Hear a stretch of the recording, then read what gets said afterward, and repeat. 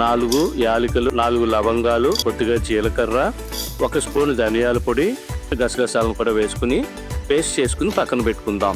ఆయిల్ని మనం ఇందులో వేసుకుందాం.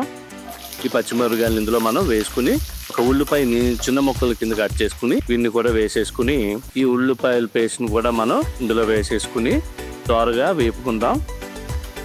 అల్లం వెల్లుల్లి పేస్ట్ని కూడా ఒక 1.5 స్పూన్ వేసుకుందాం.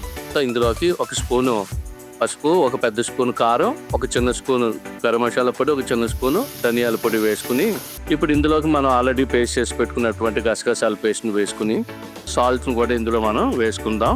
ఇటువంటి చేపల్ని ఇప్పుడు ఒకటిగా ఇందులో డ్రాప్ చేసుకుందాం. ఈ మసాలా అంతా కూడా ఈ చేప ముక్కలకి బాగా పట్టేటట్టుగా ఒకసారి మనం ఈ విధంగా కలుపుకుందాం.